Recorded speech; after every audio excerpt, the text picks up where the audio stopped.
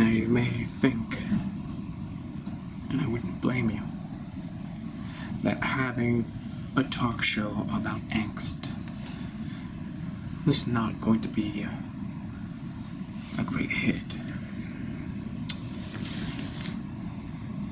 Well, you would be surprised. You know, I have a way with people. I kind of like draw them out little by little.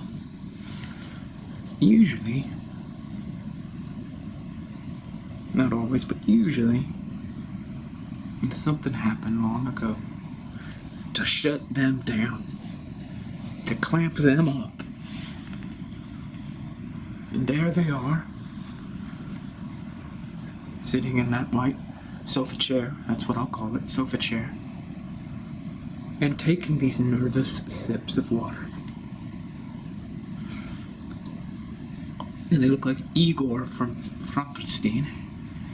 They're like hunched over, one bulging eye, and I'm trying to drag them out of that contraption called their soul.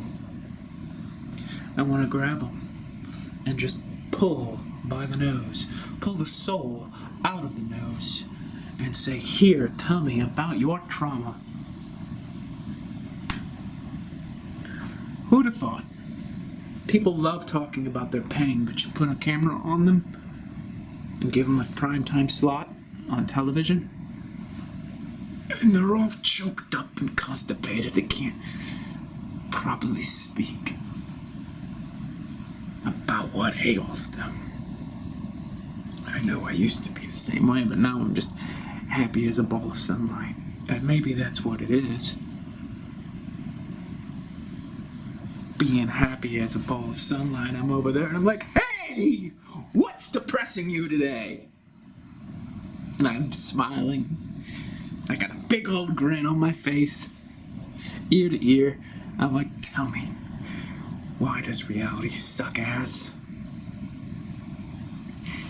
And it doesn't go over well, so I have a little bit of work to do on my delivery, for sure. Now, there's a whole spectrum, range of people that apply to be guests on my show because, well, they all think that they want to talk about their misery. And in the application form, I'm like, if you're on TV in front of millions of people, do you think you'll clam up? Do you think you'll deliver the goods? And they're like, "Oh, check. Yes, of course." You know? And I asked them if they have any kind of conditions that would make it a really bad idea to be on the show. Like they could storm around and throw a tantrum and tear their hair out and hurl ridiculous, horrible insults at me. Just, spaz out. And every once in a while, someone lies to me. They really make a mess of the show, like, in Joker, but not that bad, with Joaquin Phoenix and Robert De Niro. That was a masterpiece at that moment. You didn't see it coming, but you kind of did, but you didn't, and you're like, "Holy cow, that was really real." Well, that's what I want to avoid on my show, but at the same time, it might be really great for ratings. Not the shooting me part, but the whole explosion. Because a lot of times, people who are miserable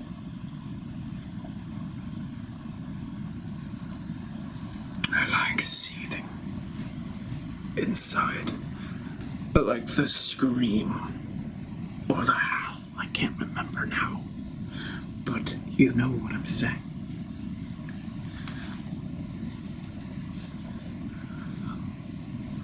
I'm really happy to be on your show. Thanks for the opportunity. Well, we're happy to have you.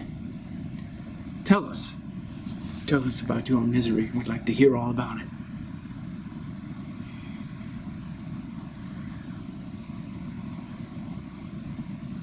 Well, first of all,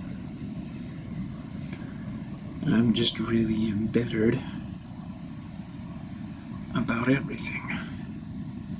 Yes, that is a common complaint that we see frequently on our show. you. But my bitterness is actually special. Okay, well, tell us about that. We hear that a little quite often, too. Now, they're wrong. There's something about me that's different. Well, that's why you're on the program. We know that not everybody's misery is the same, so what we try to do is just elucidate the nature of your unique misery. We're all ears. See, I used to be a really happy guy at one point. Until she broke my heart. Okay.